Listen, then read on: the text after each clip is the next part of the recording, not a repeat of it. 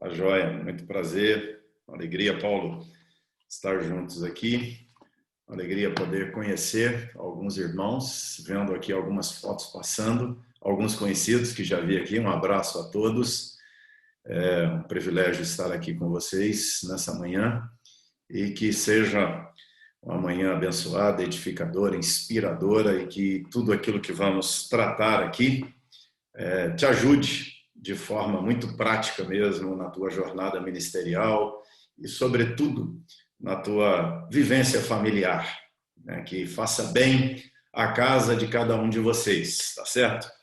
Antes só de iniciar aqui, Paulo Emílio falou do livro sobre família, eu não sei de qual que ele falou de um, né? Esse daqui é o primeiro e está saindo a segunda edição agora, não sei se vai dar para ver aí, acho que vai, e o outro, esse daqui, são 2 livros sobre família, um chama Arrume Sua Casa, o outro Álbum de Família, e tem um terceiro aí, né, na forminha quase saindo, bem interessante, tá certo? Então vamos lá, nossa tarefa é falar sobre cuidar da espiritualidade da família na pós-modernidade. Então o exercício que eu quero fazer com vocês aqui pela manhã é dar uma panorâmica aqui sobre por que a pós-modernidade é desafio para nós. Por que a pós-modernidade preocupa a realidade familiar? Por que ela nos chama como crentes, cristãos, simplesmente, especialmente como liderança cristã, a preocupar muito com a família? O que se passa nesse cenário pós-moderno que nos desafia a intensificar os esforços no pastoreio da família, no cuidado com a família, desde o cuidado com a minha própria família ao cuidado com as famílias na igreja. Eu entendo que um dos grandes desafios para o pastor no século XXI é ele ter ações pastorais muito intencionais e práticas intensas de pastoreio de famílias. A igreja precisa muito prestar atenção nesse tema, a família, por causa da realidade da conjuntura que vivemos. Então, eu quero aqui gastar um bom tempo mostrando o que o cenário atual trabalha sobre família e, a partir disso, nós vamos falar dos desafios que nós temos, então, como família, ou como líderes no cuidado com a família, na preocupação com o pastoreio das famílias aqui. Vamos jogar aqui a tela, vamos ver se vai. Eu acho que não foi. Mandei compartilhar aqui, mas nem sempre ele é tão obediente. Já está compartilhando, viu, pastor? Compartilhando? Ah, joia, então. Beleza. Então, agora é só seguir adiante aqui, né? Tá tudo normal aí? Tá normal aí? Maximiza o slide. Tá maximizado agora. Não, não tá. Não tá, não? Ainda não tá, não. Tá, não. Vou voltar aqui, peraí.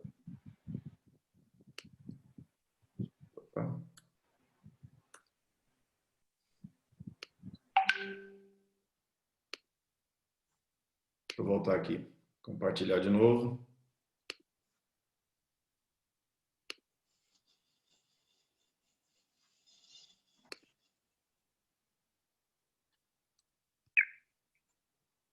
Tá, não? Foi.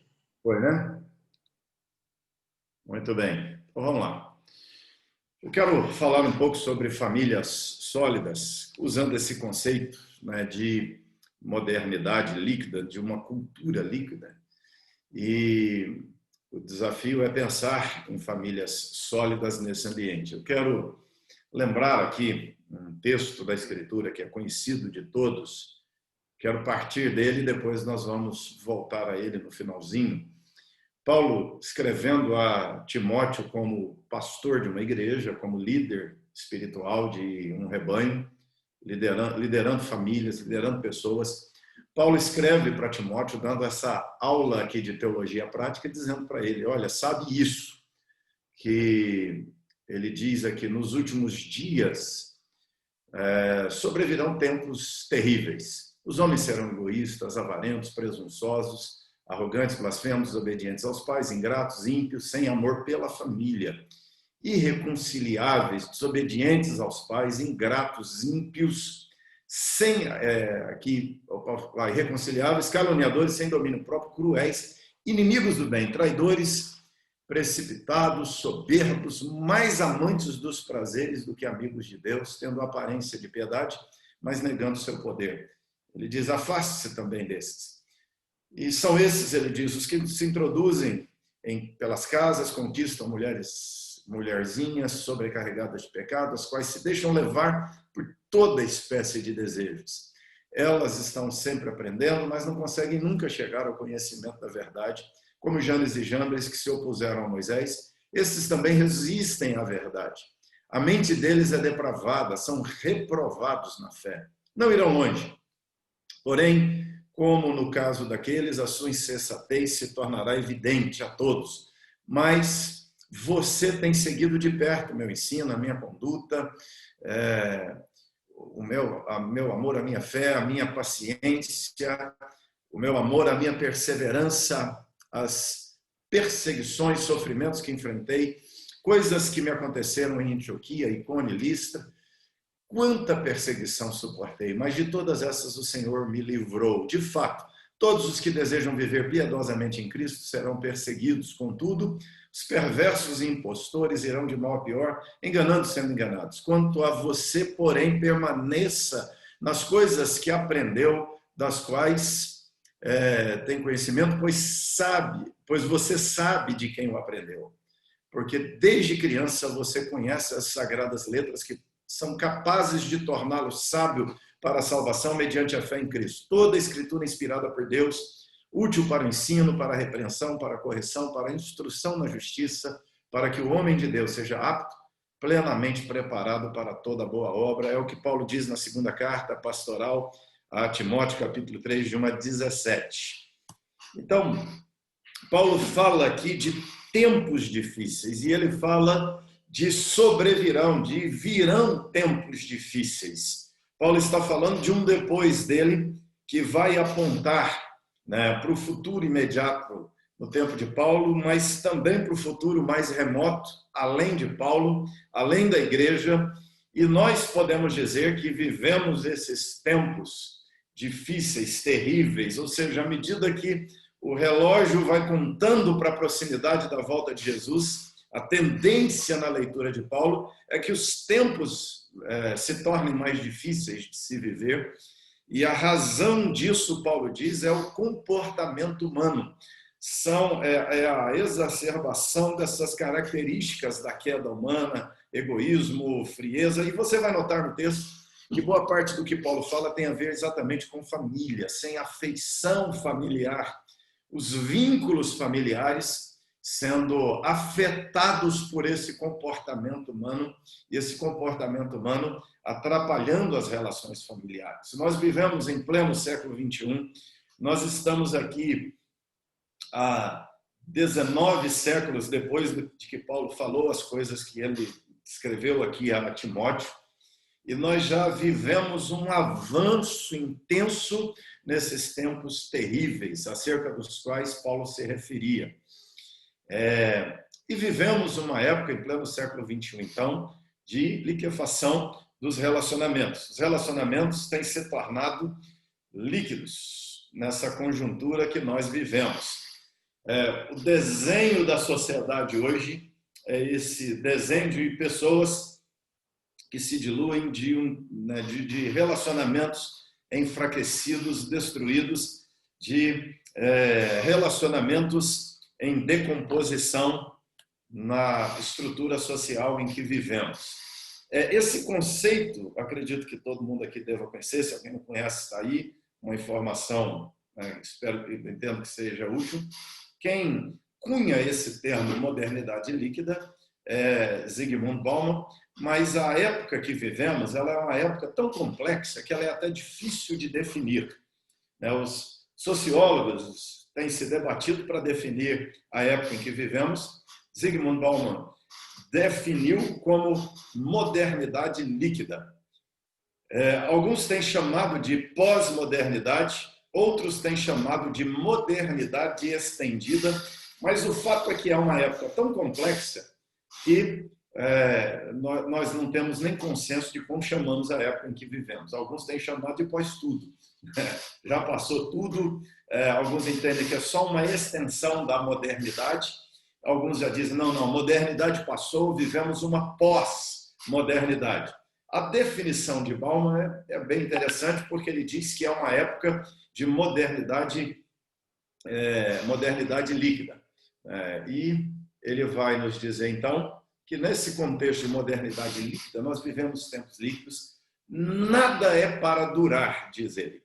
A modernidade imediata é leve, líquida, fluida e infinitamente mais dinâmica do que a modernidade sólida que suplantou. A passagem de uma a outra acarretou profundas mudanças, preste atenção nisso, em todos os aspectos da vida humana. Em todos os aspectos da vida humana. Significa para nós, a pergunta é, família está aí? Nós vamos ver um pouco mais adiante por que é muito importante pensar em família nesse contexto de transição, de mudança de tempo, de mudança de época, de mudança de estrutura do tempo que vivemos, da conjuntura dentro da qual existimos aqui. Então, quais são as características aqui? Líquido e sólido, a gente se lembra bem disso.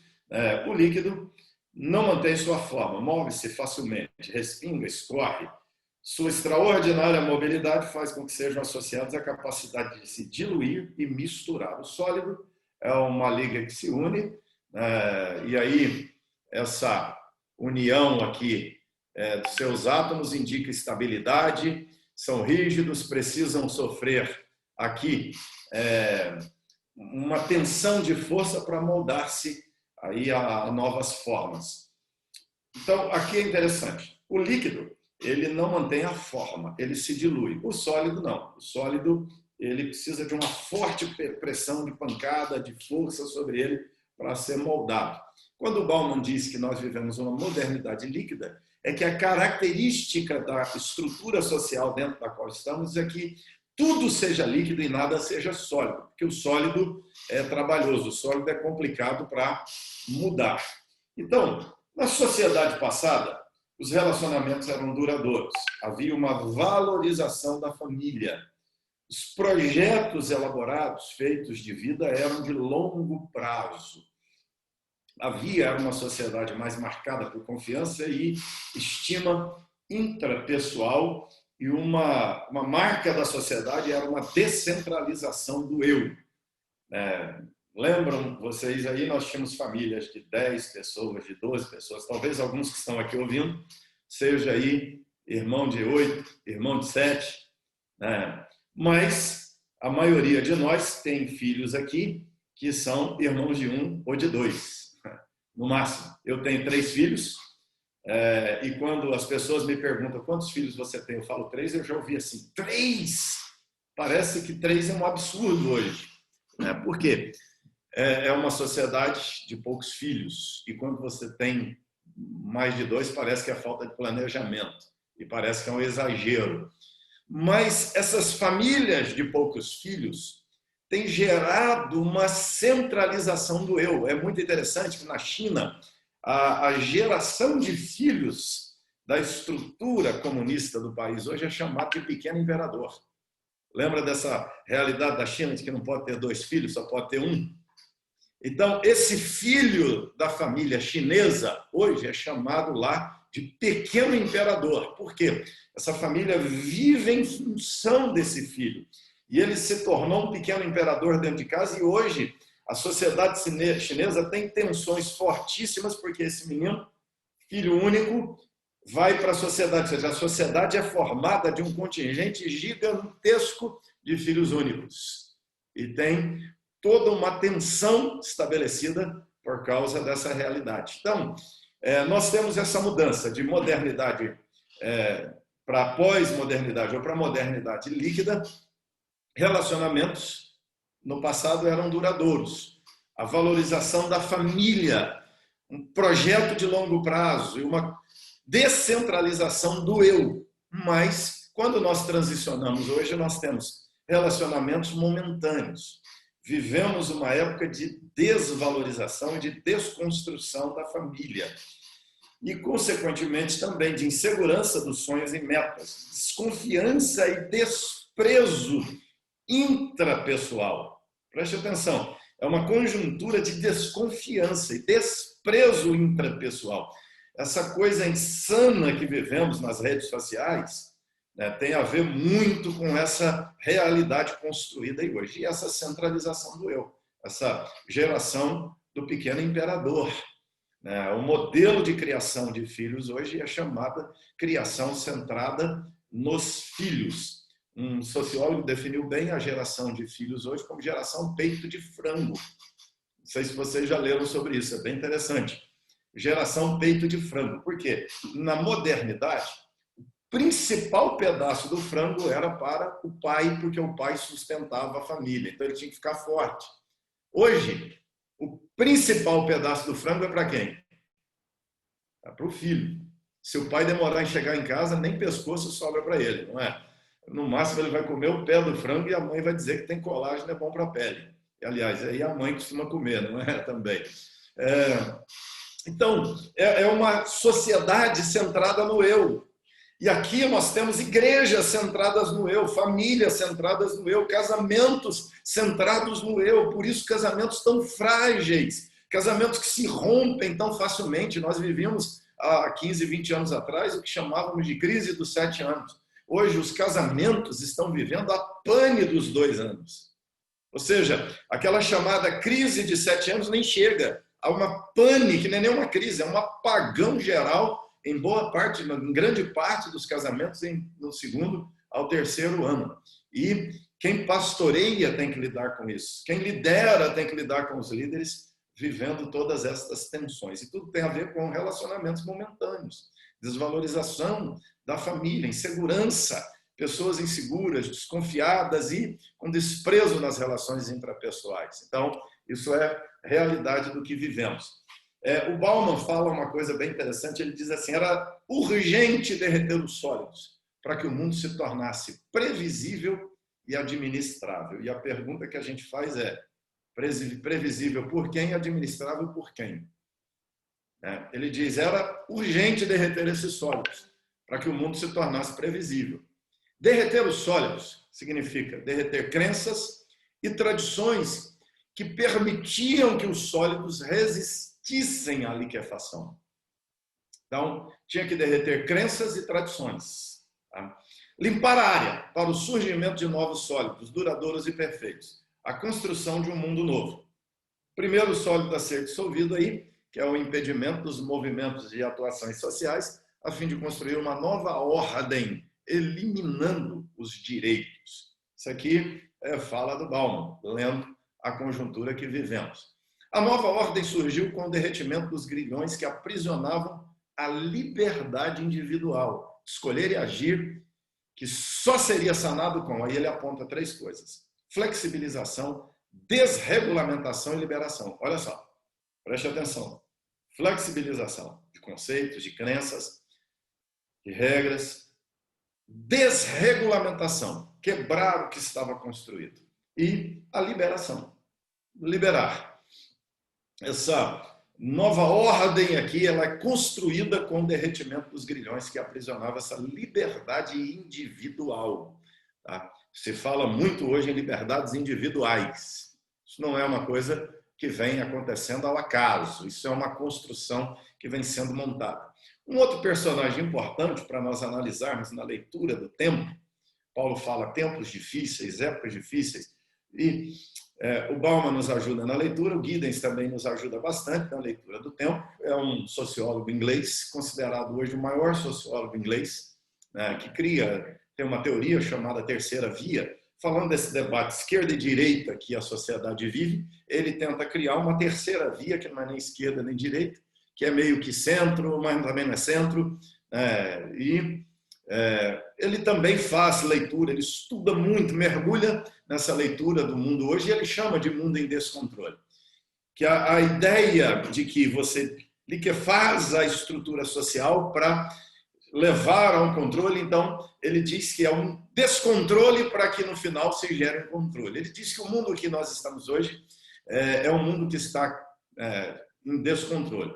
Em lugar de estar cada vez mais sob o nosso comando, ele está em descontrole. O progresso da ciência e da tecnologia contribuem para esse descontrole, que é o que vai culminar lá na frente, na teoria do Bauman, na nova ordem aí.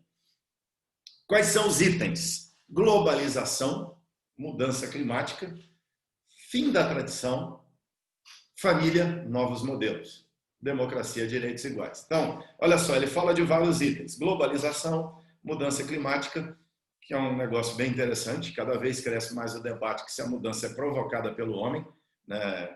E se é mudança climática é do ciclo da natureza. Esse é um debate bem interessante. Fim da tradição, famílias e novos modelos, democracia e direitos iguais. Nossa pista de corrida aqui é esses dois, o terceiro e o quarto aqui, que é fim da tradição, família e novos modelos. Tem todos esses outros itens para pensar aqui. O nosso corredor é nesses dois aqui. Fim da tradição. Um questionamento da tradição ou das tradições. Tudo que é tradicional é questionável, desconstruível aqui. Família. E aí os novos modelos de família.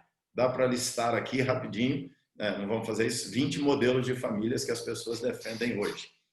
Giddens diz o seguinte, e aqui por que família é importante nessa conjuntura de pós-modernidade, modernidade líquida, modernidade estendida, seja como for que se lê o tempo, por que família é importante aqui nesse cenário todo? Segundo Giddens, família é o principal palco de conflito de tradição e modernidade. Olha só. Família é o principal palco aonde essa tensão se dá, aonde essa guerra se dá. O último flanco da batalha, o Giddens diz, é a família. Olha só, gente. Olha o quanto é importante cuidar da espiritualidade da família. Ter famílias sólidas. A resistência final, segundo eles, aos contextos de descontrole, modernidade líquida, e para gerar um novo controle lá na frente, a resistência final é família. Tá? A família é a defensora da tradição. Políticos e ativistas aqui olham para a família como defensora da tradição. Tá? A família antiga, o modelo de família que temos tradicional é chamado de família antiga. Ela é uma unidade econômica, ela não é a geradora, a força, a grande força da economia. Através da família você tem a transmissão, conservação de propriedades, e nesse ambiente aqui, é interessante, o Giddens vai dizer que nessa relação de família, olha a ideia que ele tem, ele diz que não há casamentos por amor, que os casamentos são por interesses familiares. Que os casamentos por amor, eles acontecem nessa sociedade de individualismo, que eles vão chamar de individualidade, que agora sim é por amor, e aí o amor que atravessa até fronteiras do masculino e do feminino.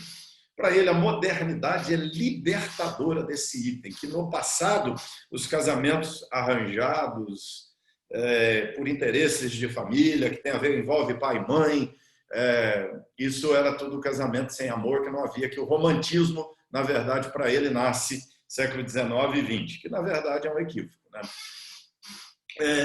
Lugar decisivo na luta aqui é a família. A família é um local onde as lutas entre tradição e modernidade é o local para as lutas entre tradição e modernidade. Mas também é uma metáfora. Há talvez mais nostalgia em torno do santuário perdido da família do que em qualquer outra instituição com raízes no passado. Políticos e ativistas diagnosticam rotineiramente o colapso da vida da família e clamam por um retorno à família tradicional. Isso aqui é uma fala do Giddens no livro dele, Mundo em Descontrole, página 63. Ele está dizendo que família é o local, é o palco aqui dessa luta, tradição e modernidade. Tá?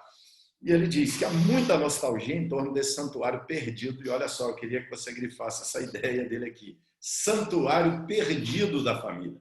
Para ele é um santuário perdido. Família faliu, família acabou. Nós não temos que lutar por essa ideia de família tradicional. Nós temos que deixar diluir o conceito de família tradicional. E nós estamos aqui hoje, nesse horário, como grupo de liderança pensando em preservar a espiritualidade de família. Olha só, na leitura de Guidas, nós somos um grupo que está na contramão da vida. Como a sociedade tende, então, a ver a família? Nós temos aqui uma facilitação do divórcio. Quem é pastor mais rodado aqui, pastor Paulo Emílio andou fazendo conta aqui no começo, você sabe que nós já somos de estrada. Nós somos do tempo em que um casal, para divorciar, tinha que desquitar, ficar 2 anos desquitado para ter direito a pedir divórcio. Porque a ideia é que o Estado tinha que emperrar o processo de divórcio para ver se o casal desistia de divorciar.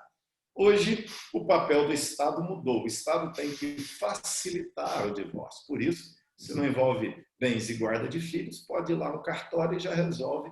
E o casal divorcia rapidinho. Eu estava aconselhando um casal, e o casal, um casal já mais velho, e assim, encontrando com eles, cheguei a ficar 2h30 com eles, aconselhando, tentando reconciliação e perdão, e já tinha tido muitos pepinos, era um casamento disfuncional já desde o começo. E aí, aquele casal se ausentou do aconselhamento por 1 mês. Eu encontrei com o sujeito na loja de material de construção, lá no caixa, na hora de pagar, e conversando com ele, aí, vocês sumiram, não vieram mais aqui no encontro, vamos marcar de novo, quero continuar caminhando com vocês. Ele falou, não, pastor, já divorciei. Eu falei, o quê? Ele falou, já divorciei. Já? Aí ele levantou a mão direita e disse aqui, já estou noivo, pastor. Aí ele apresentou a moça do caixa e disse, a moça aqui, pastor, é minha noiva. Ou seja, 1 mês, o sujeito já tinha divorciado, já estava noivo de novo. Há essa facilidade. Um deputado mexicano entrou com um projeto de lei, está em trâmite, em debate no México, que é o divórcio ser feito por e-mail. Aliás, não é nem por e-mail, é com prazo de validade. O casamento ser um contrato com tempo. Você coloca 2 anos. Se o casamento não estiver bem, terminou 2 anos, já não precisa só não renovar o contrato. Então, teve um outro que entrou com um projeto de encerrar o casamento por e-mail, mas esse nem entrou em debate. A maioria hoje é chamada de família, padrão, ou a maioria chamada hoje de família padrão, como ele vai dizer. Ele está dizendo aqui, ele está questionando aqui a ideia de família padrão. A sociedade questiona hoje, tá? Essa ideia de família padrão. Quando nós falamos de pai, mãe, filhos, no Brasil hoje isso é 54% das famílias, o restante das famílias, 38% são mães com os filhos, o restante se divide aí nos outros formatos, tá? A família hoje é centrada no casal. Antes a família era centrada, ela envolvia filhos, parentes como um todo, daí a ideia de oikos, lá do grego, nós temos na escritura. Hoje a família é centrada no casal. O casal é uma nova unidade independente. E a pergunta hoje não é se você é casado, a pergunta é, você está tendo um relacionamento? Essa é a pergunta que se faz hoje. Porque o importante é se está tendo um relacionamento. E nesse cenário de família, filhos passam a ter um novo significado, por isso, hoje, pouco filho, não é importante quantos filhos tem. Filho, hoje é uma preocupação muito mais econômica. E nesse cenário entra, então, sexualidade. O Giddens vai falar do que está acontecendo em relação à sexualidade. Há uma chamada forte crítica à ética vitoriana. É interessante, a estrutura social hoje, de Inglaterra, Europa, vários outros países do mundo, eles chamam a ética de regramento da sexualidade e ética vitoriana. Cresce cada vez mais a ideia de que todas essas proibições vêm da ética da Rainha Vitória. Na verdade, a nossa ética é chamada judaico-cristã. A nossa ética se baseia no que a Escritura diz sobre sexualidade, mas as pessoas entendem que essa ética não existia e que, na verdade, ela é instituída a partir do conceito da ética vitoriana aqui. Então, a sociedade hoje vive um contexto de uma fortíssima crítica a esse padrão ético aqui chamado vitoriano. E aí, a sexualidade hoje ela é redefinida e dissociada de procriação. Sexualidade não tem a ver mais com procriação. Não é mais o vínculo conjugal. O sexo é lazer, o sexo é deleite. Nós estamos dentro de uma conjuntura que chegou sexta-feira à noite para relaxar, ou quarta-feira à noite, o sujeito vai procurar um programa sexual. Uma namorada, ele vai ter um relaxamento. Ou seja, a sexualidade não é mais definida sob a ideia de procriação. Daí, ela se flexibiliza. Então, nós temos uma crescente aceitação da homossexualidade e, mais do que isso, do poliamor. Do sujeito, é muito interessante, eu li um texto há um ano atrás de um sujeito líder do movimento LGBT criticando a Daniela Mercury quando ela diz que é homossexual. Ele diz que ela não é homossexual. Ela é casada, tem filho, tem neto, viveu uma vida conjugal normal. Como que agora ela vem e diz que é homossexual? Isso não é homossexualidade. E é interessante que, de fato, não é. O sujeito tinha toda a razão.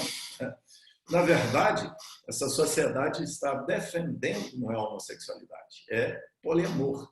Por quê? Porque é uma dissociação de sexualidade, de casamento. Ela não é mais o vínculo principal do conjugal e não é ligada à procriação. É um mero lazer, é um mero deleite da vida, então não tem regra. A regra da ética vitoriana se desconstrói totalmente. Então, nós vivemos aqui o fim da visão dualista das mulheres, a democracia das emoções, os direitos iguais, a liberdade é totalmente incompatível com a família tradicional. Olha só o que Giddens vai falar, que liberdade é totalmente incompatível com família tradicional. Então, o que acontece com a família tradicional? Você não tem que preservar a espiritualidade dela, tem que deixar diluir, tem que deixar liquefazer e acabar. Então, aqui nós estamos vivenciando mudança aqui em 3 áreas da vida. Os relacionamentos sexuais e do amor, o relacionamento de pais e filhos e os relacionamentos de amizade. A principal motivação são as recompensas pessoais. E se não dá uma recompensa pessoal, desmancha, desfaz. Tá? Vamos dar uma aceleradinha aqui. As previsões finais para tudo isso é que tudo vai caminhar nessa direção, diz o Giddens. A família tradicional entra em extinção e isso não é um desastre. Olha só a fala dele. Família tradicional entra em extinção, isso não é um desastre, gente. Você está preocupado com isso por quê, dizem eles? Tem que extinguir mesmo. Isso é sinal de progresso e evolução. Isso melhora a aparente falta de controle do mundo. Lembram? O Bauman diz, tem que liquefazer, diluir, você desfaz e depois constrói um outro sólido no lugar que não é aquele sólido tradicional.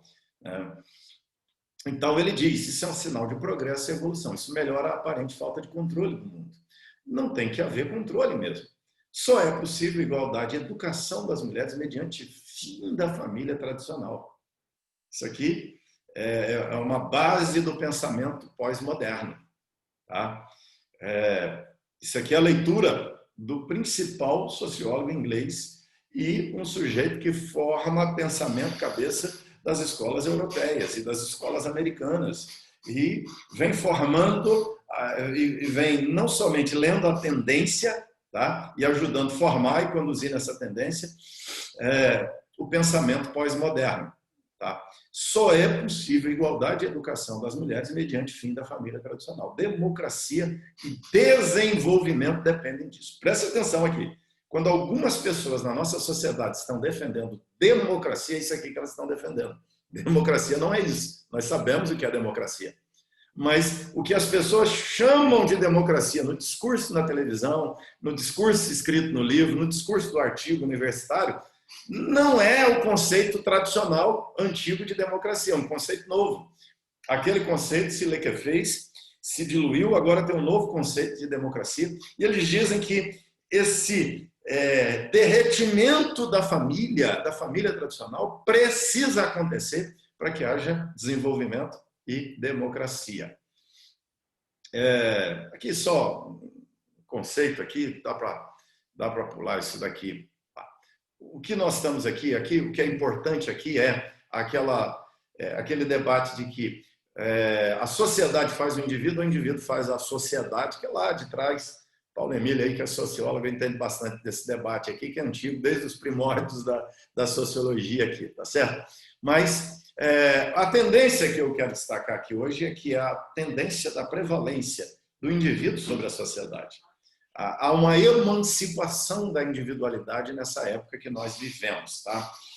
O indivíduo liberta-se da sociedade, liberta-se, emancipa-se das crenças para a integração aqui de novos valores. Tá? Aí eles chamam de bênçãos mistas da liberdade, que é essa identidade impulsionada pelo desejo. E aí nós caímos nessa indústria do cultural, busca de realização, sociedade consumista, individualista, e no final um indivíduo deprimido e solitário, que é o resultado dessa ideia de que o indivíduo tem que prevalecer sobre a sociedade, e nós caímos no individualismo. E aí hoje você tem que liderar casais formados por dois indivíduos que são individualistas. Eu fiz uma palestra para jovens casais há uns anos atrás chamada Uma Só Carne, Uma Só Carteira. Como é problemático falar sobre uma só carteira para casais que os dois já trabalham e os dois montaram a festa do casamento, montaram o apartamento, ou seja, não tem nada de errado aqui nos dois trabalharem, mas percebe que cada um tem a sua cabeça. Eu fui atendendo um casal, aconselhamento de noivos, a mãe da noiva veio um dia, marcou comigo e disse: pastor, conversa com ele sobre o arrumar a casa, sobre a decoração da casa. Eu falei: minha senhora, eu já tenho que fazer palestra sobre sexualidade, tenho que fazer palestra sobre temperamento, sobre personalidade, tenho que fazer sobre finanças, sobre perdão, e um monte de itens. Agora eu tenho que dar palestra para os casais, tenho que colocar uma aula sobre decoração do apartamento. Não tem sentido isso. O pastor vai virar decorador? Falou: não, pastor, porque a decoradora deles aconselhou os dois a não colocar uma cama de casal no quarto, mas a colocar duas camas de solteiro, que é conjugada. Eles podem, o dia que eles querem ficar juntos, eles já juntam a cama. O dia que eles não querem, eles separam.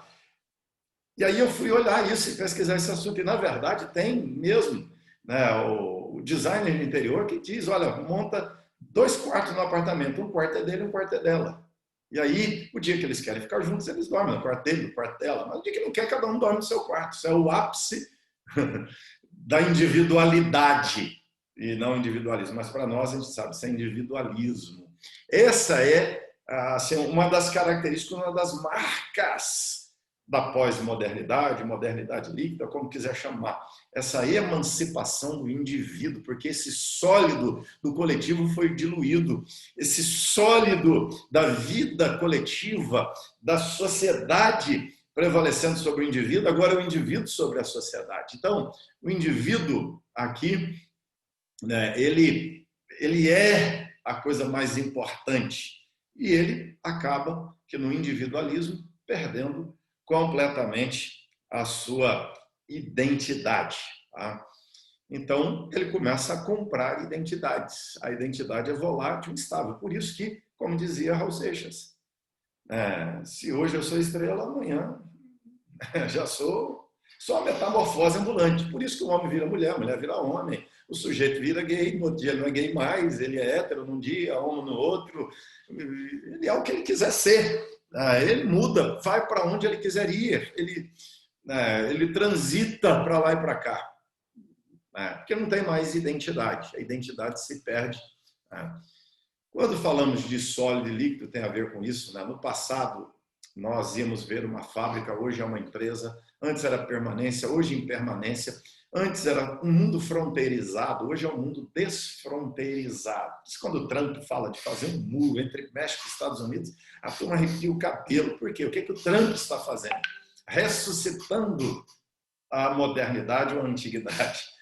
Aí nós estamos num outro contexto, sem fronteira. No passado era equipe, hoje é rede de relacionamento. Antes era rigidez, hoje flexibilidade. Antes era reprodução, hoje criatividade. No passado era administração, hoje é gestão. Né? É interessante quando a gente fala de fábrica e empresa. No passado, o sujeito chamava a gente para orar na fábrica dele, mostrava o galpão cheio de máquinas. Hoje um menino me chamou para orar pela empresa dele, eu fui orar. Era mesmo computador, era uma startup, ele ganhou em primeiro lugar, segundo lugar com uma startup, aí num concurso do mundo, o menino está ficando milionário com 21 anos de idade. E o que ele tem? A mesma computador, uma startup. Ou seja, há uma mobilidade totalmente diferente. Tudo mudou significativamente. E essa modernidade líquida vai afetar significativamente a família. A modernidade líquida, a pós-modernidade, elas desconstroem todo o conceito de família construído por nós. Olha só, no Brasil aqui, em cada 100 casamentos no Brasil, 35 vão terminar em divórcio. E o triste, as famílias da igreja não escapam muito dessa estatística também. Nos Estados Unidos, segundo o Barna, há de 2 a 3% mais divórcio entre os evangélicos do que entre os não evangélicos. Talvez porque os não evangélicos estão chegando na pós-modernidade um pouco mais atrasado do que a sociedade, e aquilo que eles conseguiram reter de divórcio, hoje eles não conseguem reter mais, e por isso a sociedade não evangélica já se diluiu no divórcio e os evangélicos agora estão chegando no divórcio. Né? Então, no Brasil nós vivemos essa realidade. Em cada 100 segundos casamentos, 50 não resistem. O segundo casamento é mais problemático do que o primeiro. Em cada 100 casamentos, que são terceiros casamentos, cerca de 70 não resistem. No Brasil, hoje, nós temos 1.041.000 casamentos por ano. Isso aqui é a última estatística fechada, 2019. Essa estatística demora para ser juntada, né? Mas no mesmo ano, 341.600 divórcios. Né? Olha aí o índice nosso. 20% dos casamentos, 20% de 1.041.000 são segundos casamentos no Brasil hoje. Tá? Nós temos um índice de 75% mais divórcios do que nos últimos 5 anos atrás. Só para informação aqui, útil e interessante para nós, faixa etária com que as pessoas se casam no Brasil, de 20 a 24 anos, 29%, cerca de 30% dos casais se casam aqui. 28% de 25 a 29. Então é interessante, cerca de 60% dos jovens se casam, ou dos casamentos, são entre pessoas de 29 anos a 20. Tá? Falei aqui da crise dos 7, hoje vivemos a pane dos 3. Duração média de casamento no Brasil, 10,5 anos. E 70% dos pedidos de divórcio no Brasil são feitos por mulheres. Tá? Por quê? Isso é um fenômeno a ser estudado. Talvez, diante da fragilidade ou da insatisfação da mulher, ela pede. Nem sempre é culpa dela, é ela que quer. É o homem que se comporta mal, ela pede. Mas interessante, 70% é iniciativa da mulher. Aqui, muito interessante, resgatar a espiritualidade da família. E para resgatar a espiritualidade da família, passa por resgatar a espiritualidade do homem. Talvez esse índice de mulher pedindo divórcio é falta de liderança masculina em casa. Falta do sacerdócio masculino na vida da família. As mulheres infelizes, insatisfeitas, perdidas, desorientadas. Aqui, só uma informação. Nos Estados Unidos, hoje nós temos 60% de divórcio. Na Rússia, 74%, é um dos campeões do mundo em divórcio. Olha só a estatística. 74% dos casamentos na Rússia terminam em divórcio hoje. E a ideia é que o Brasil caminhe para lá. Ou seja, é uma sociedade que já se liquefez mais rápido que a nossa. No Brasil, o casamento está em alta. 90% dos jovens consideram o casamento feliz mais importante do que construir carreira e ter filhos. Olha só. Modernidade líquida. O Brasil ainda não mergulhou nela, está mergulhando. Porque 90% dos jovens ainda acha mais importante casar, ter filhos, do que a carreira. Ou seja, para nós é um desafio trabalhar para ter famílias sólidas, trabalhar o casamento, trabalhar o pastoreio dos casais nas igrejas, cuidar dos nossos filhos, preparar nossos filhos para o casamento, para a constituição de família, cuidar da geração que cresce entre nós, porque essa liquefação forte do mundo ainda não bateu na força maior dela aqui entre nós. E nós temos ainda pessoas preocupadas com isso. O número de casamentos cresce, né? Nos 3 últimos anos cresceu 5% a cada ano, mais casamentos do que no ano anterior. Interessante, no Brasil, gente, a maior parte dos casamentos não acaba em divórcio. Olha só, se 35% acaba em divórcio, a estatística é boa, 65% dos casamentos não acabam. A família não faliu. O Giddens diz que é uma instituição falida. Não. Ele está falando por Inglaterra, está falando por algumas partes da Europa, mas ainda não. Nós ainda temos a família. Se a família é o último flanco de resistência a essa liquefação de sólidos, a sólidos que de fato podem se liquefazer, mas a sólidos inegociáveis, e família é um dos sólidos inegociável. Ética na sexualidade é um dos sólidos inegociáveis que nós temos como igreja. Então, nós ainda temos uma estatística favorável na nossa conjuntura de Brasil, que a maioria dos casamentos não acaba em divórcio. É quase o dobro das famílias que permanecem casadas. E as pessoas ousam atacar e dizer, mas a maioria é infeliz. Não, quem disse que é? Não é? A maioria das famílias estão resolvidas, tranquilas. O que temos que fazer é cuidar delas. Ainda é um valor para nós, casamento, família, ainda é, como igreja brasileira, nós temos aqui uma vantagem sobre a realidade da igreja em alguns outros lugares, porque para nós ainda é valor, para nós, família, ainda é preocupação da sociedade, e quando a sociedade vê a igreja cuidando da família, eu tenho uma das forças de crescimento na vida aqui, no meu ministério da igreja, é exatamente família. Todo ano eu batizo casais, todo ano eu batizo casais convertidos nos jantares para casais que nós fazemos. Eu faço 2 a 3, esse ano aqui não vai dar, mas a gente faz aqui uns jantares de casais, que são 25 convites que vendemos, e cada casal que compra tem direito a trazer um casal não crente, casal que não é de igreja, tem que ser desigrejado ou não crente, para esse jantar. Então ele paga por um jantar para os dois, mas pode trazer um convidado. Então, nós temos uma palavra no começo, uma ministração para os casais. Depois, o jantar, nós fazemos um jantar fino, decorado, bonito, ornamentamos a igreja para dar um impacto em quem vem. Eles não esperam isso. E arranjamos as mesas para que o evangelismo subsequente à palestra aconteça nas mesas. As pessoas estrategicamente estão ali para conversar com aqueles casais, dialogar sobre vida espiritual, espiritualidade, casamento, como vai e tal. E dali nós anotamos casais para discipular, para acompanhar. Então, é uma pescaria maravilhosa que nós temos de 75 a 80 casais não crentes, são 100 pessoas não crentes passando nesses encontros que fazemos. E todo ano eu batizo casais aqui porque eles vêm para a igreja, porque eles querem uma ajuda familiar, uma orientação para a família.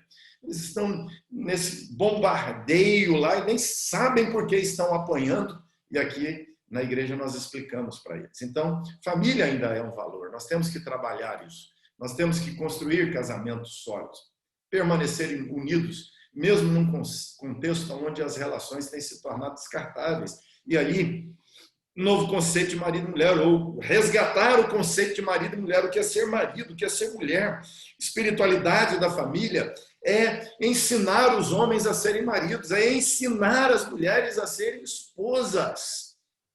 Nós temos que ensinar isso. Eu fui aconselhar um casal, o sujeito que é um jogador de futebol famoso, e ele tinha brigado com a esposa, tinha até virado um escândalo porque ele agrediu a esposa, e eu fui lá atendê-los na casa deles, e ele, brigando com a esposa, ele estava reclamando dela, dizendo, pastor, ela quer me matar, pastor, porque eu tenho treino 4 horas da tarde, e ela serve um almoço 2h30, 3 horas da tarde, e ela tem, pastor, um cara para limpar a piscina, ela tem uma babá para cuidar das crianças, ela tem a faxineira para cuidar da casa, se ela quiser eu pago cozinheira, mas ela só tem que fazer comida ou mandar fazer comida, e ela não faz na hora, ela tira a pessoa que vai cozinhar para atendê-la em outra coisa, e desorganiza, ela não administra a casa, pastor. Como que eu vou para o treino 4 da tarde se eu almocei 3 horas?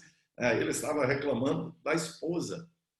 E aí, interessante, a esposa fez 2 faculdades. Ela fez 2 universidades. Mas ela não sabia cuidar da casa. E aí eu disse para ele, a sua esposa foi preparada para o mercado de trabalho, não foi preparada para administrar a casa. E ele virou para mim e perguntou, e o que a igreja está fazendo a respeito disso, pastor? O que vocês, como igreja, ele não é crente, o que vocês, como igreja, fazem para ensinar as meninas, então? Essa sociedade nossa tem arrepios quando você fala de treinar a mulher para ser esposo. Treinar o homem para ser marido. O homem também é treinado para o mercado de trabalho, por isso grande parte dos nossos homens são bem-sucedidos, são heróis fora de casa e são vilões em casa. O sujeito é um gênio fora de casa, um tolo dentro de casa. Nossa espiritualidade da família é ensinar o homem a ser homem, ensinar a mulher a ser mulher, ensiná-los a ser pais, ensinar o que a Bíblia diz sobre esses papéis. É resgatar valores, além de resgatar funções, resgatar valores. O marido diz aqui, Cláudia, se não fosse pelo meu dinheiro, essa casa não estaria aqui. A Cláudia responde para o marido, querido, se não fosse pelo seu dinheiro, eu não estaria aqui. Porque é uma sociedade mercantilista, é uma sociedade onde valores são os valores monetários. Resgatar a espiritualidade da família é resgatar os papéis, é resgatar os valores dentro das casas, resgatar para as famílias o que realmente é significativo. Nós estamos deixando que nossas famílias treinem seus filhos para ganhar dinheiro e não para ser pais, não para ser maridos, não para ser esposas. Nós estamos deixando que isso aconteça e que valor para eles seja valor monetário. Nós precisamos ensinar os adolescentes e jovens, prepará-los para a vida familiar, entendendo que vida familiar é valor. Nós precisamos cuidar das famílias para que esses meninos aprendam que é vida familiar dentro de casa. O desafio da solidificação da espiritualidade da família é nesse cenário de uma sociedade onde tudo se dilui. A Bíblia diz que o amor é forte, o amor não é fraco, o amor não é frágil, o amor é forte. O que precisamos ensinar para a família é temer a Deus. É o princípio do temor do Senhor. A família tem medo da sociedade, a família tem medo da crítica. Os nossos crentes têm medo da crítica do mundo, nossos crentes têm medo da perseguição. Paulo disse no texto que lemos, quem quiser viver piedosamente será perseguido. As pessoas têm medo da crítica, medo da perseguição. Nós precisamos gerar temor do Senhor no coração das nossas famílias. A espiritualidade não acontece, ela é inviável sem o princípio do temor. Nós fizemos aqui na igreja uma exposição de provérbios inteiro tratando sobre temor. O temor do Senhor como chave. Gente, como as pessoas não sabem disso. Como elas perderam o temor de Deus. As pessoas têm medo do pastor, elas têm medo do escândalo, mas não têm medo da reprovação divina. Elas relativizam Deus. Nós precisamos ensinar esse temor do Senhor. As famílias, quando falamos de resgatar o sacerdócio do pai, o pai precisa ensinar para o filho em casa temor, precisa viver com reverência dentro de casa, para ensinar o temor do Senhor a partir da casa, senão não funciona. A família precisa resgatar a obediência a Deus, seguir esses moldes de Deus. Eu enxerguei na pandemia uma oportunidade fenomenal. E uma das coisas que fizemos foi trabalhar o culto doméstico. Além do culto da família em casa, com a transmissão da igreja, nós começamos a desafiar os pais a fazerem trabalhos com a família. No mês de maio, nós escrevemos 31 devocionais para os pais. Esse vai ser o próximo livro, vou lançar. Nós escrevemos 31 devocionais para os pais fazerem com os filhos em casa. E foi fenomenal. Alguns pais, né, o pai mesmo fazendo e postando no Facebook todos os dias um feedback daquela devocional. São 31 visitas a 31 casas na Bíblia. A gente lê o texto, desafiava, lê o texto, dar o roteiro de estudo, a explicação daquele texto e com aplicações, fazendo, inclusive, um transporte para o tempo que vivemos. E os pais, a tarefa era o pai ler o texto ou ele conduzir a reunião. Manda um filho ler, manda o outro orar, manda o outro cantar e assim por diante. E foi uma experiência fenomenal. Nós começamos a experimentar avivamento nas casas. Quando eu comecei a ler textos de declarações de crianças no Facebook, de pais fazendo declarações fenomenais no Facebook sobre a experiência de entrar na casa de Jefté e ver as besteiras que o Jefté fez, de entrar na casa de Davi, ver o caos da casa de Davi por negligência e ver a graça de Deus reconstruindo, redignificando Davi, de ver a casa de Jacó, de ver o que Deus faz na casa de José e Maria, o que Deus faz na casa de Cornélio. Fenomenal, gente, que experiência. Mas o que tinha de novo? A família lendo a Bíblia junto. Só isso. Tem nada demais. Família lendo a Bíblia junto. Resgatar a espiritualidade da família é fazer a família voltar a ler a Bíblia. É fazer a família voltar a estudar as Escrituras. Eu percebi na escola bíblica dominical da igreja que nós deixamos de ensinar a Bíblia. Nós paramos de contar a história da Bíblia para contar histórias bíblicas. As escolas dominicais se conta uma historinha bíblica e se faz uma aplicação moral, não é? E pronto, ou seja, é muito assim superficial, histórias desconexas. A Bíblia não é um livro de histórias. A Bíblia só tem uma história, e cada história é um episódio da grande história da Escritura. E os pais têm que contar isso para os filhos. A igreja tem que impregnar o coração daqueles que crescem entre nós dessa história da redenção, porque não há espiritualidade saudável sem uma conexão com essa grande história da redenção que é contada de Gênesis e Apocalipse e que não termina em Apocalipse e que continua na história da igreja primitiva, e nós somos a continuidade dessa história. Nós somos o outro episódio dessa história e somos a igreja na modernidade líquida. Somos a igreja na pós-modernidade. E temos que resgatar essa espiritualidade da igreja, da família, nessa conjuntura, e só vamos resgatar seguindo o modelo de Deus. Esse é um sólido inegociável.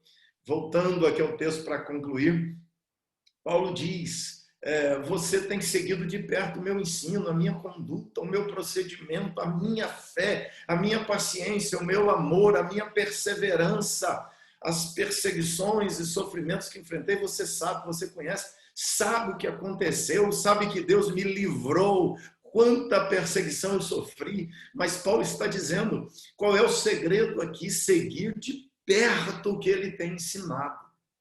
O resgate da Bíblia dentro das casas. Os pais precisam ler a Bíblia com os filhos. Os pais precisam fazer os filhos ler a Bíblia. O marido tem que ler a Bíblia com a mulher tem que ler a Bíblia com o marido tem que orar com a esposa. Nós precisamos resgatar a oração dentro das casas. Nós estamos cheios de pastor que não lê a Bíblia, que não ora em casa. Está cheio de presbítero eleito na igreja que não é líder espiritual nem da casa, e é líder da casa de Deus. Nós precisamos empurrar, induzir, entusiasmar, incentivar. As famílias precisam voltar a celebrar a Escritura dentro das casas. Aí a espiritualidade acontece lá. Culto doméstico é uma das grandes pérolas do século XXI para a igreja. Ela precisa redescobrir essas pérolas. Para quê? Diz Paulo, para seguir de perto. Um lugar mais perto é na família. Lá de perto, a conduta, o procedimento, a fé, a paciência, o amor, a perseverança em casa. Isso precisa ser resgatado. Olha o que Paulo vai falar. Você sabe desde criança as sagradas letras. Agora, desde criança aonde? Aonde que ele aprendeu desde criança? Ele aprendeu dentro de casa. Ele aprendeu. Paulo vai falar que era a mesma fé da avó, a mesma fé da mãe. É essa fé que é dentro de casa, na família. O segredo da espiritualidade, gente, não são os cultos vibrantes, aquele cultão. Nós fazemos grandes eventos, mas a espiritualidade da família não está nos grandes eventos. A espiritualidade da família está no menor dos cultos, que é aquele culto pai, mãe e filhos, mãe com os filhos, avós com os netos, irmão mais velho com os irmãos mais novos. O maior evento que uma igreja pode experimentar para trazer avivamento na vida dela é o menor dos cultos lá dentro das famílias. Se nós resgatarmos esse culto aí, essas famílias já vêm num outro patamar de espiritualidade para a igreja. Nós turbinamos o culto, porque essa família vem mais saudável, ela vem avivada. Aí é um ajuntamento de células avivadas. E aquele grande evento não é só uma performance, é espiritualidade genuína e verdadeira. Nós investimos, nós gastamos muita energia, tempo, pensamento, criatividade no grande culto, pouco no pequeno culto. Eu nunca imaginei que trabalhar um material para 31 cultos domésticos surtisse tanto efeito na vida da família. Deu trabalho, deu muito trabalho entregar todos aqueles, todo dia, tinha que entregar todo dia, devocional todo dia, postar lá no site para a turma baixar, mandar. Não podia faltar, porque senão furava a devocional da família. Mas, gente, foi mais gratificante do que preparar sermões. A gente gasta muito para preparar o sermão do público e aquele lá muito pouco. Então, esse é o grande desafio. A sociedade é líquida, a cultura é líquida, gente, mas a nossa fé é sólida. Lembra? Deus mandou registrar os mandamentos em tábuas de rocha para nos lembrar que é sólida a nossa fé, como aquela rocha. Então, Deus abençoe vocês, Deus ajude cada um aqui a investir nesse pequeno culto de cada família, tanto quanto ou até mais que nós investimos nos cultos públicos, porque é de lá que virá a verdadeira espiritualidade das famílias e elas serão sólidas, não importa a conjuntura de cultura líquida. Valeu, Amaury. Grande palavra. Libera aí, Amaury, o slide. Isso, aí, beleza. Eu tenho aqui, gente, as perguntas, algumas pessoas já pediram. O Antônio Abud, depois o Davi. Então, primeiro o Antônio Abud, vamos fazer, gente, perguntas objetivas e para dar tempo para todo mundo falar. Mas antes das perguntas, eu quero só fazer um aviso aqui, é que nós transferimos aquela mentoria sobre suicídio de pastores, transferimos para o dia 7 de outubro. 7 de outubro. É uma quarta-feira, é uma mentoria específica. Nós não podemos fechar a porta depois de sermos roubados, como geralmente o brasileiro faz. Ou seja, tem muitos pastores sofrendo, e nós teremos essa mentoria. Muitos sofrem silenciosamente. Eu desafio você a participar dessa mentoria. É diferente, não tem nada a ver com o que acontece sexta-feira, mas a temática é muito importante. Suicídio entre pastores e líderes. Ok? Não podemos deixar passar. Bom, então está dado o recado. Algumas pessoas ainda estão com nome de celular aqui, então é complicado isso depois para a gente dar presença para você, tá? Então, se você está com nome de celular, troque. Se você está com nome de igreja, coloque o seu nome, tá bom? Por favor, ajude aí. Então, vamos lá. Antônio Abud. Vai lá, Antônio, é você. Graça e paz. Parabéns, pastora Amaury. Bom, a minha pergunta, na verdade, são duas. Uma está ligada à eclesiologia, porque essa liquidez atinge a todos nós. A igreja se compõe de pessoas que estão na sociedade, então essa liquidez acaba também atingindo a igreja. Então, a minha primeira pergunta é quanto à disciplina. Há papel para a disciplina eclesiástica dentro dessa liquidez que atinge a todos? A disciplina eclesiástica seria benéfica ou não há mais espaço para disciplina? E a segunda pergunta é que me parece que todos esses vetores apontados pela liquidez elas estão dentro da pauta dita progressista. Eu não quero dicotomizar aqui, falar esquerda ou direita, mas me parece que todas essas coisas que estão dentro da liquidez são defendidas por aqueles que se identificam com a ala progressista, e aquilo que é sólido com aqueles que se identificam como conservadores. Então, a minha segunda pergunta é: qual o papel da política nesse aspecto para essa temática na espiritualidade da família? Ok. Joia. Então, se há papel, vamos nessa primeira, papel para disciplina. Assim, é bem interessante isso. Essa liquefação cultural que vivemos, o indivíduo se perde. Como eu falei ali, a identidade é roubada. Muito interessante nós entendermos que a disciplina ajuda o indivíduo a resgatar a identidade. Quando você pensa numa casa que o pai não disciplina o filho se perde. E muitos filhos entram em espiral de desorientação porque o pai não disciplina. Ele diz: meu pai não me ama, porque ele não me disciplina. Qual é a maior carência das pessoas? É o amor.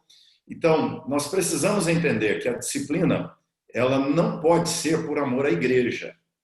A disciplina tem que ser por amor ao indivíduo. Esse é o grande erro. Qual é o problema? É disciplinar? Não. É que às vezes a gente disciplina por causa da imagem da igreja.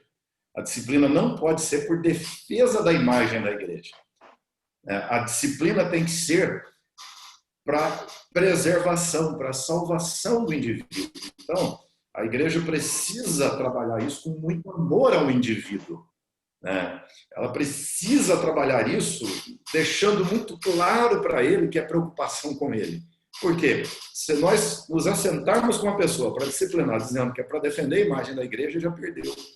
Então, a diferença é essa. Não há espaço para defender, para disciplinar, defendendo a instituição. Mas há muito espaço para você mostrar para a pessoa que você está protegendo a ela do pecado, da queda, da destruição, da reputação dela. E há uma necessidade de disciplina. É muito interessante. Eu estava conversando com um pastor que tem um trabalho bem exponencial na Europa. E perguntei para ele, nós estávamos viajando juntos para um evento missionário, e eu perguntei para ele assim: por que o islamismo crê na Europa? Por que o islamismo cresce na Europa? Você falou, tirando aquele negócio de taxa de natalidade, tem europeu convertendo ao Islã. Por quê? Ele falou, por causa do rigor do Islã. Olha só, vamos pensar no suprassumo da liquefação, Europa. O que o indivíduo europeu está procurando? Uma religião rigorosa, austera, porque ele está perdido. Na liquefação ele perde a identidade. Então, onde ele tenta resgatar a identidade? Numa religião rigorosa. Por quê? Por que ele não quer o cristianismo? Porque o cristianismo não disciplina, não corrige, não diz o que é certo e o que é errado, deixa ele fazer o que ele quer. Ele quer alguém que diga para ele, olha, isso é certo, isso é errado. O que é disciplina? Dizer que é certo e que é errado. E corrigir o sujeito, repreendê-lo. A disciplina tem que ser feita por amor. Eu nunca disciplino alguém sem que ele saia da reunião do nosso tribunal, do nosso conselho, com uma agenda de acompanhamento. Eu quero reunir com você toda semana agora, eu quero orar com você toda semana. Não é só afastar o sujeito da ceia. Eu tenho que dizer, eu vou ler a Bíblia com você agora, eu vou estudar com você agora, eu vou orar com você toda semana agora. E ele se sente amado, ele se sente pertencendo. Entendeu? Então, há espaço para essa disciplina por amor ao indivíduo e corrigindo, mostrando que é amor por ele. Isso é bem aceito no mundo de hoje. Tá? Segunda questão aqui, a política, o progressismo. Né? Na verdade, essa agenda aqui global, ela transcende direita e esquerda, ela é maior do que direita e esquerda. Tá? A esquerda defende, levanta bandeiras dessa liquefação, muitos nem sabem que a bandeira que ele levanta é isso, mas também, né, na ala do lado direita aqui, há muita gente levantando bandeira do conservador, que não é verdadeiramente conservador. Né? Você tem sujeito que levanta a bandeira do conservador, mas é divorciado 3 vezes. Entendeu? Ou seja, que conservador que ele é? Aí levanta a bandeira do conservador, mas ele transa para divertir na quarta noite, ele não é casado e vive, tem garota de programa, ou seja, então, na verdade, isso aqui não tem a ver, ainda que hoje a esquerda está com bandeiras muito mais alçadas por causa dessa questão. A esquerda vai abraçar, vai aglobar o movimento feminista que leva àquela emancipação da mulher, aquela libertação da mulher da opressão machista. Machismo é uma maneira de pensar, feminismo é um movimento, machismo não é um movimento. Mas o feminismo luta contra o machismo como se fosse um outro movimento. Ele vai defender a mulher. Está lá na esquerda. A esquerda levanta a bandeira do LGBT, mais não sei o que lá, aquele monte de coisa, e aí a turma esconde debaixo do guarda-chuva de esquerda. Mas do lado da direita tem um monte de homossexual defendendo o casamento gay, defendendo tudo isso também. Por quê? Porque isso é o espírito do século. Isso não é liderado, isso não é promovido pela esquerda. A esquerda acaba indo mais na onda dessa secularização, porque a direita aqui você tem um movimento dentro dela chamado conservador. Esse movimento conservador, né, defende algumas coisas do cristianismo, mas o cristianismo não é de esquerda nem de direita, ele transcende tudo isso, porque o cristianismo é palavra, é Bíblia, é evangelho, e o evangelho transcende toda essa luta e ele é a grande força de resistência ao espírito do século. E o espírito do século segue arrastando pessoas de esquerda e de direita, arrastando movimentos de defesa social, arrastando partidos, arrastando políticos, arrastando lideranças nessa secularização acelerada que vivemos da sociedade. Mas assim, dá essa conotação mesmo porque o progressismo está muito mais, né, a esquerda é mais militante na defesa do progressismo, né, dentro da direita mais conservadores, mas não é todo mundo da direita que é conservador também não, né? E nem todo mundo também da esquerda, é até engraçado, né? Tem gente à esquerda levantando bandeira que ele não sabe que ele mesmo vai tomar tiro depois. Ele vota, aprova projeto de lei que ele vai sofrer com o projeto de lei depois. Ele nem sabe. Ou seja, é falta de entender o espírito do século, que Paulo vai apontar lá. Nos últimos tempos sobrevirão tempos difíceis. Nos últimos dias virão tempos difíceis. É o espírito do século.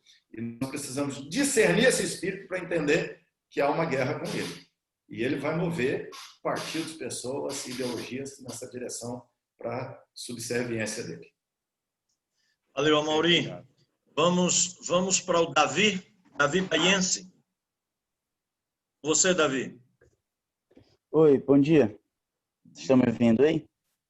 Tudo ok, pode falar. Obrigado. Depois do Davi, o Laércio, tá? Tá bom, obrigado, Paulo. Obrigado, Amaury, pela palavra.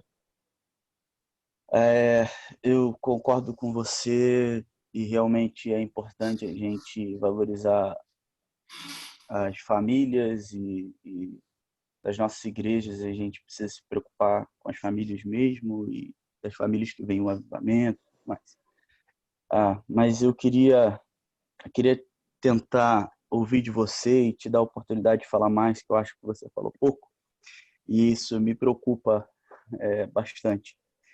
Que você falou muito de resgate de valores, resgate da ideia de família e tudo mais, e que me parece que há uma confusão na sua fala entre a ideia tradicional de família e a ideia bíblica de família.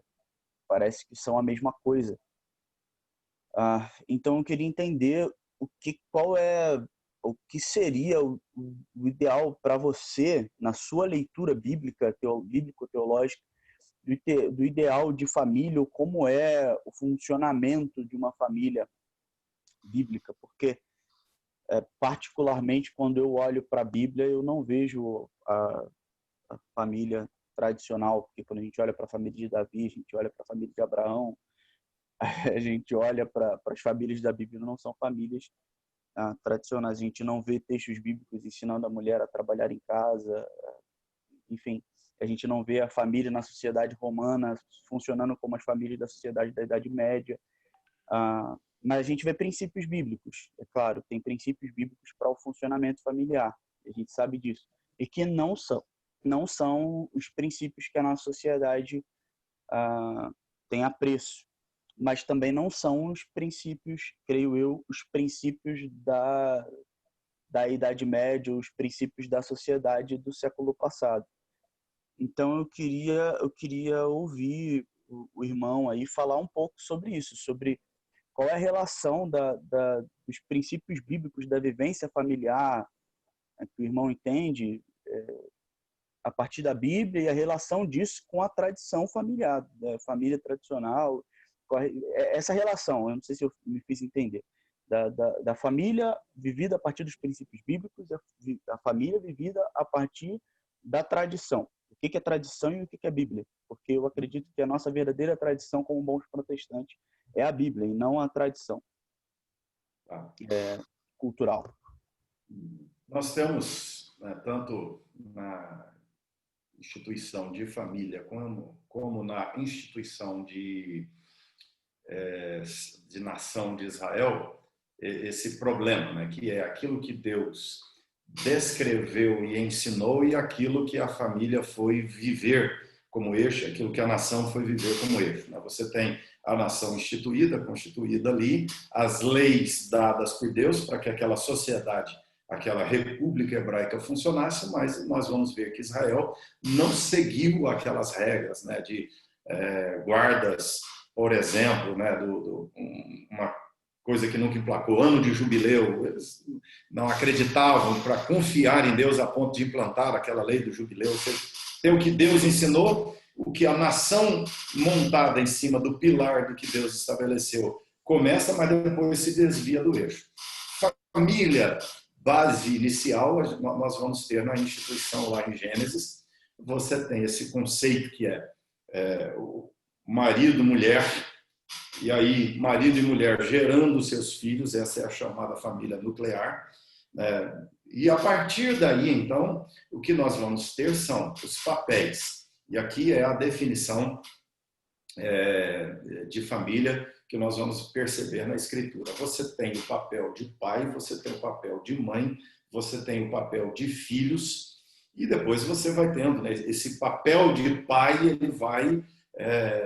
ele vai se multiplicando. O pai vira sogro, o pai vira avô, o pai vira bisavô, e tudo isso vai estendendo essa teia do que é chamado na Escritura de família, essa relação, né, tanto da consanguinidade como daquele núcleo ali, que você tem essa liderança aqui. Então vamos lá. Uma das questões que é bem clara na Escritura: liderança na família, papel. Papel é a principal definição aqui. Liderança é o homem, é o marido, é o pai. Isso vai cortar de Gênesis a Apocalipse, ou seja, quem é o líder da família primária? Adão. Ele exerceu liderança? Não. A falha já começa aí, entendeu? A família de Davi é o molde tradicional, é tradicional de acordo com a cultura da época. Era tradição o rei casar com várias mulheres. Mas era a tradição bíblica, vamos dizer assim, era uma família no modelo ensinado por Deus? Não. Davi furou o modelo divino. Abraão cumpriu o modelo divino? Não, furou o modelo divino. Jacó seguiu o modelo divino? Não, casou com duas e teve duas concubinas. Então, quer dizer, esse comportamento dos personagens bíblicos mostra para nós, né, até mesmo consequências de não seguir o padrão de Deus. Qual é o padrão de Deus? É o pai, a mãe, os filhos, e esses desdobramentos e o exercício de cada papel e cada função dentro da família. Há papéis bem definidos. Quando Paulo escreve aqui: maridos, amai as mulheres como Cristo amou a igreja, mulher seja submissa ao marido, é bem interessante. Do que Paulo está falando? Paulo está falando aí sim a tradição bíblica, ou seja, o ensino de Deus sobre papéis, sobre funções na família. A família tem funções. Tem uma função de mãe, tem uma função de pai, tem a função de filhos. A função de mãe vai se desdobrar nos outros papéis, sogra, avó. Uma função de pai vai se desdobrar, o filho um dia vai virar pai, vai exercer sobre os seus filhos. Mas esses papéis aqui o exercício deles e a fidelidade ao que Deus diz que é essa função é que é a tradição verdadeiramente bíblica, né? Quando você tem Giddens dizendo, né, a família tradicional, ele está falando dessa luta da igreja e da sociedade mais influenciada pelo cristianismo para fazer a família ser nesse molde. Quando nós falamos de família moderna, aí é o conceito de que não precisa ser pai, mãe e filho. Pode ter outros formatos de família, né? E tem família que não tem pai. A mãe é pai e mãe ao mesmo tempo? Não, ela é mãe, é uma família que falta pai. É uma família que é só o pai com os filhos, falta uma mãe. Não deixa de ser família por causa disso. Mas a mãe tem que exercer esse papel. O que nós vivemos em termos de desconstrução é a mãe não ser mãe, é o pai não ser pai, é o filho não ser filho. E aí, vamos lá, em algumas questões bem práticas aqui. O filho honrar pai e mãe. Para a sociedade de hoje é importante que o filho honre? Não.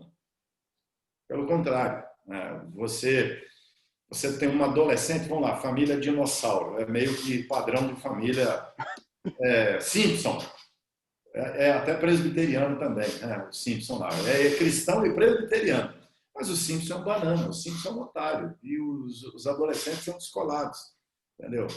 A família dinossauro, o bebezinho olha para o pai e diz, não é a mamãe. Por quê? Não é mãe. Então, o que é uma família disfuncional? Uma família centrada na mãe. Uma família onde a mãe exerce milhares de papéis e não o papel de mãe. Você pede um menino hoje, de uma família, para desenhar a família dele, ele desenha o pai desse tamanhozinho, desenha a mãe gigante com as mãos saindo da folha e desenha ele no meio do pai e da mãe. Isso reflete a imagem da família, como ele vê a família, né? Ou seja, é disfuncional. O que é o modelo bíblico de família? O que é, vamos dizer assim, que seria uma família bíblica? Uma família onde o pai exerce liderança de fato sobre a família. O pai é o líder. Por isso que Paulo vai dizer, mulher, seja submissa ao marido. É interessante, a Bíblia não manda a mulher ser submissa ao homem. A Bíblia manda a esposa se submeter ao marido.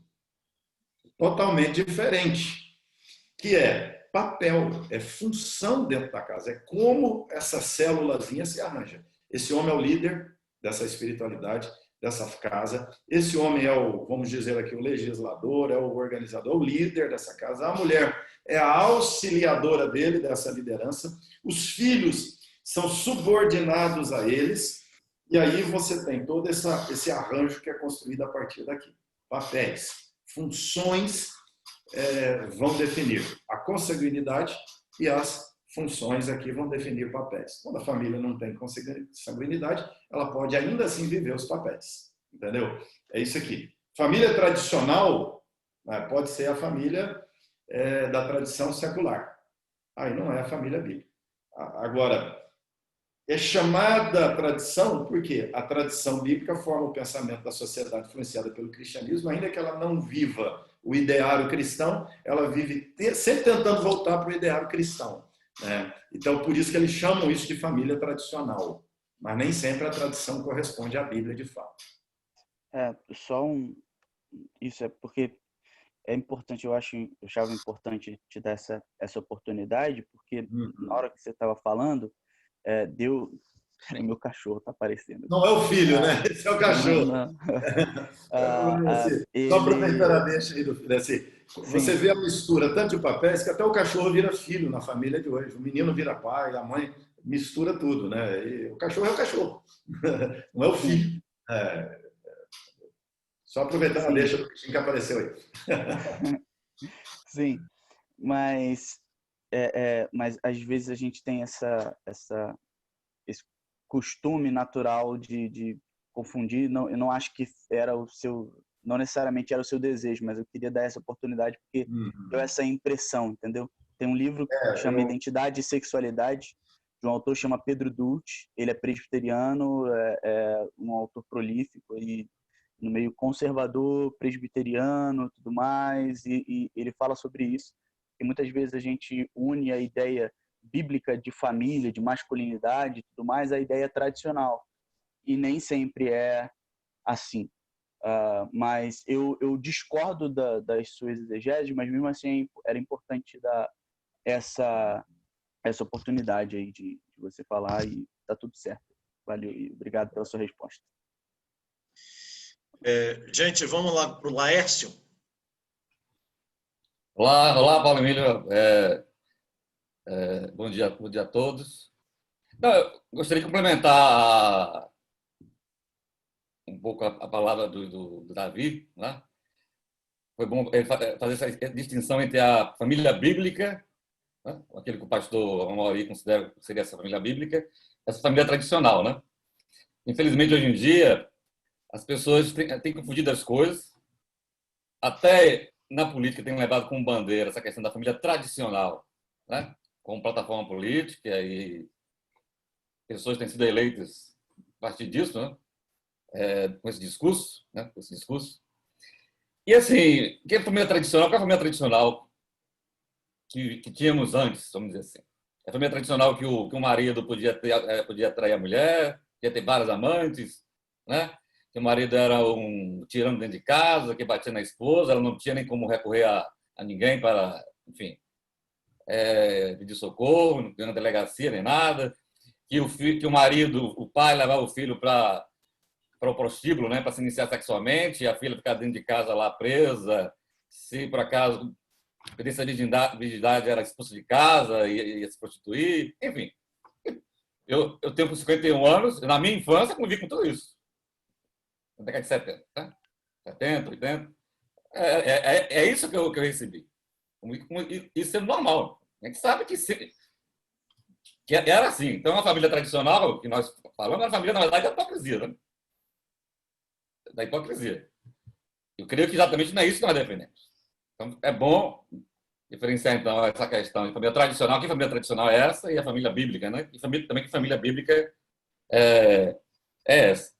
E assim, minha questão para o pastor Amaury é exatamente isso. O que fazer em relação a isso? O que a igreja pode fazer em relação a isso? Que, para mim, na minha opinião, né? O que a igreja não pode fazer é querer defender essa família tradicional de forma impositiva através da política. Elegendo alguém para impor, através de leis, o que for, decretos, etc., para impor às pessoas esse modelo de família. Porque isso é o mundo. O que o Anthony Giddens faz ele não diz que é para ser assim. Ele faz uma análise, uma leitura da realidade. Eu sou professor universitário e sei que é assim muito mais. Eu não ensino meus alunos a agir daquela forma como eles agem e pensam. Eles já chegam para mim assim. Né? Então, através da política, eu vou impor às pessoas a minha visão tradicional de família. Né? O Estado não é laico, as pessoas não têm liberdade de escolha, etc. Eu acho que hoje em dia é muito bom, seria importante a igreja saber qual é o seu papel no mundo, né, em relação a esse tipo de coisa. E como ela deve lidar com essa questão. Né? Porque, ao contrário, ao querer impor às pessoas, apoiando determinadas políticas aí, um determinado modelo de família ou moral que for, ela, na verdade, está dando um mau testemunho. Eu também tenho convivido muito com isso. Né? As pessoas têm se afastado muito da igreja a partir dessa visão impositiva, muitas vezes moralista, né? Para impor às pessoas que pensam diferente, têm a vida diferente, etc., com determinada visão de família, de moral, etc. É só essa questão assim, que eu queria colocar. Obrigado pela oportunidade. Então, assim, às vezes, quando a gente fala de esse conceito, né, da família tradicional, a tradição está muito mais na forma da família, pai, mãe, filhos, do que a questão, né, de comportamento da família. Né? É interessante. Assim, o que se ensina, mesmo na sociedade passada, né, onde você tinha um pai que traía, que fazia e que acontecia, isso nunca foi defendido como institucionalmente certo, né? Ou seja, como ideário. Né? O que a gente tinha era a hipocrisia disso. O Giddens vai chamar de família casca, né? Que a casca é diferente da realidade, né? mas o que se pintava era o quadro da família religiosa, bonitinha, o pai está lá, ele moralista, mas aqui ele faz, acontece, e há quase que uma permissão institucionalizada de fazer, mas, na verdade, havia mais a ideia de que não se questiona isso, né? Ele tem direito de fazer. Mas quando você pega o princípio, né, do ensino, esse mesmo pai ia dizer que está errado, porque é o que a religião dizia. É nesse sentido que eu estou apontando aqui, né, que você tem o modelo ensinado por Deus a Adão e Eva, mas nem o Adão segue o modelo. O Adão, quando cai, já cai do modelo, ou seja, Adão não lidera a Eva, Adão não protege Eva, pelo contrário, né? A Eva vai e come, e a pergunta é por que aquela frase clássica, né? O silêncio de Adão. Por que Adão ficou calado? Por que Adão não chegou para Eva e disse, Eva, não come, Deus falou que não é para comer.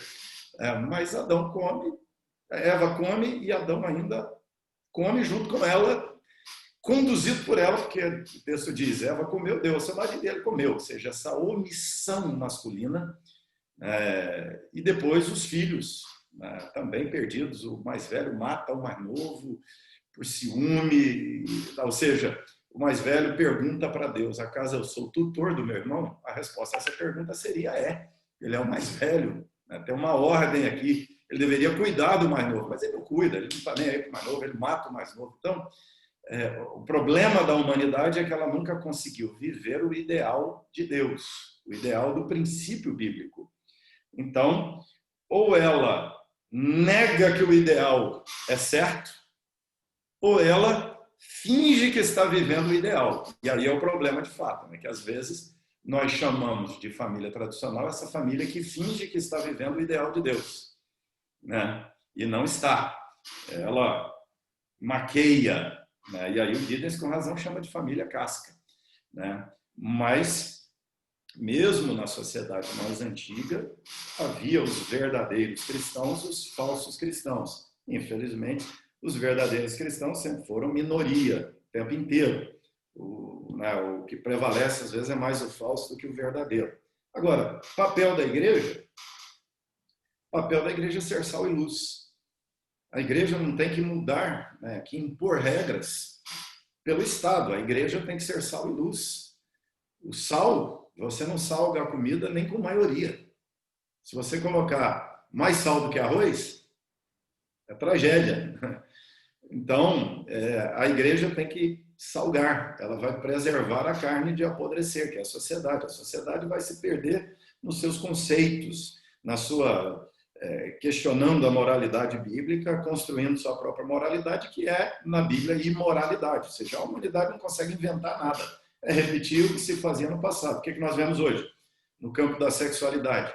Voltando ao paganismo, voltando às práticas sexuais do paganismo, a liberação, o poliamor, ou o sexo livre, o sexo sem regra, questiona a moralidade vitoriana. O que ela põe no lugar? A imoralidade cananeia, a imoralidade babilônica, a imoralidade grega, a imoralidade romana. Só a humanidade está perdida agora. Quem tem a resposta? O Evangelho. O problema da igreja é que, às vezes, nós colocamos a tradição em lugar de colocar o Evangelho. E aí, a igreja ela não vai exercer o Evangelho pelo Estado, né? Ou seja, se existe uma forma de produzir um cristão falso, eficaz, é produzir um cristão por lei. Nada mais falso do que um cristão produzido por decreto. Ou seja, o maior mal que nós podemos fazer ao cristianismo, como Constantino tentou fazer lá atrás, né? Então, cristão é adesão ao Evangelho, é compreensão do Evangelho. O que a igreja pode fazer para essa sociedade? Pregar o Evangelho. Não é pela militância política, não é por decreto de Estado, é sendo sal e luz, disseminando o Evangelho, erguendo essa bandeira do Evangelho. Só assim que nós podemos fazer bem à sociedade que está perdida entre seus conceitos. Se transformarmos o Evangelho em mais uma ideologia, é mais uma, que também vai perturbar a humanidade mais do que fazer bem, né? Valeu, Amaury. Muito obrigado aí pela sua resposta. E aí, gente, o nosso tempo já acabou. Nós agradecemos muito ao pastor Amaury, pela sua palavra esclarecedora, por não fugir das respostas, isso mesmo, das perguntas. É assim mesmo, legal. E, gente, nós vamos orar para finalizar. E na próxima semana nós teremos aqui conosco, mais uma vez, o pastor Ricardo Quadros Gouveia. O Ricardo vai falar sobre a espiritualidade segundo Soren Kierkegaard. Então, Ricardo, o doutorado dele, a tese de doutorado dele foi feita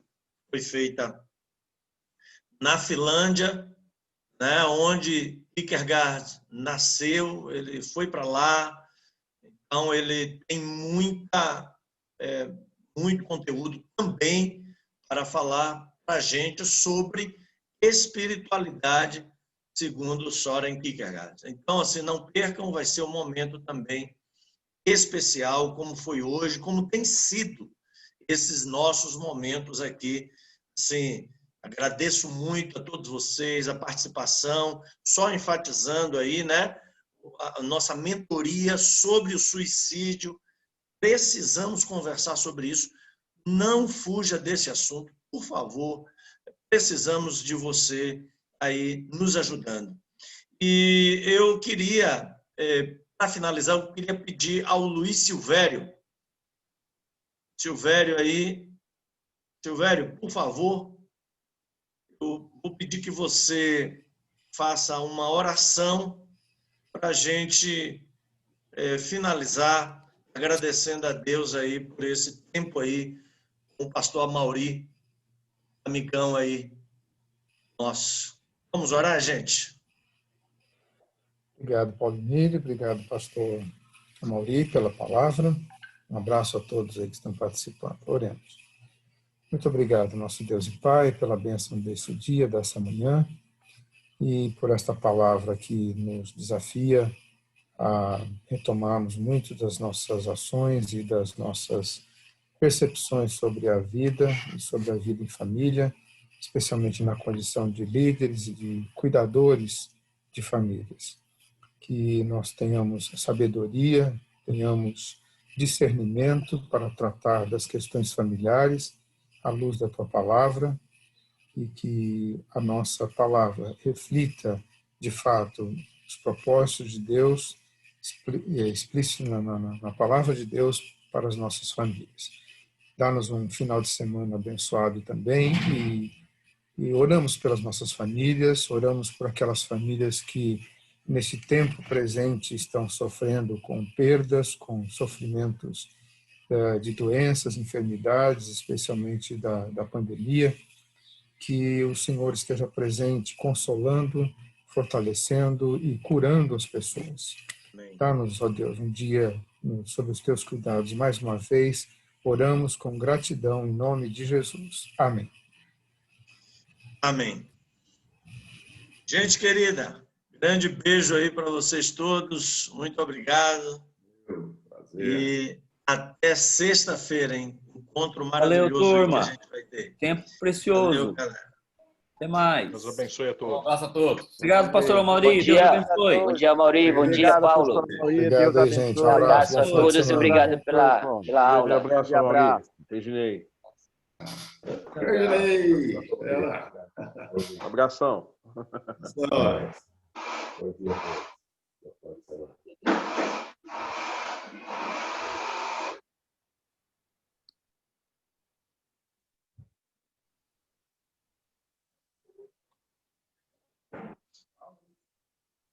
Peraí.